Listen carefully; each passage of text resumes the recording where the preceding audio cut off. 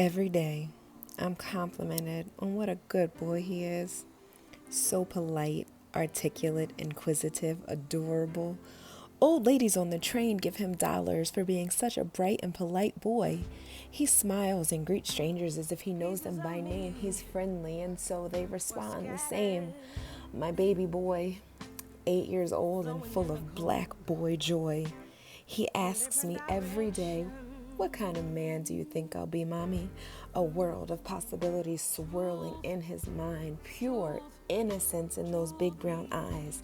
And each time he asks, I shudder inside because I'm so afraid that as his curiosity grows, so does he.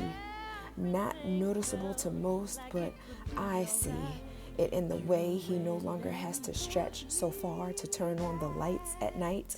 And I'm scared because I know that sooner or later my baby will grow tall enough to be a threat, and he doesn't even know it yet.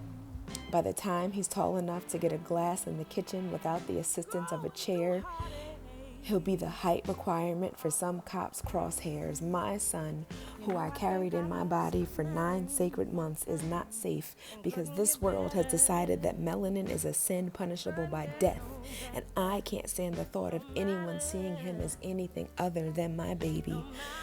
My baby, whom I nurtured and loved and prayed over before he even drew his first breath, had a target on his back the second the doctor slapped his behind because the world needs to believe justice is blind, yet she seems to only turn a blind eye to brown boys who hold curiosity in their eyes. I wonder what Oscar's mom wanted her boy to be. I wonder if Trayvon would have graduated with his degree. How does Philando's daughter sleep at night after watching the last minutes of her daddy's life? What are we going to do to guarantee that being black and a boy in America doesn't issue you 2 automatic strikes with a trigger-happy umpire just waiting to issue the third? Because my baby is getting taller every day. I see it when he runs and wraps his arms around my waist, and each hug seems to hit me a little higher, and I'm so scared he won't make it to meet me eye to eye. How many more sons are going to die before someone cuts off the ideology at the root that our boys are still just strange fruit, once born and bred for the sole purpose of advancing America's economy, dollars amassed on the backs of black men seen as nothing more than property. You freed them but doomed them to a life of poverty. And in an attempt to hold us down, you give the man permission to stand his ground, turning raised fists into hands up, don't shoot, still trying to depict the black boy as a savage brute.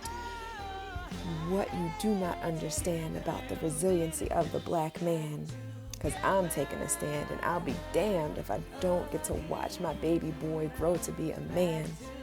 We've heard the last of a mama's cries. You've tried to cast us down in the media with your dark and twisted lies, but you weren't counting on the fact that still, like dust, we rise.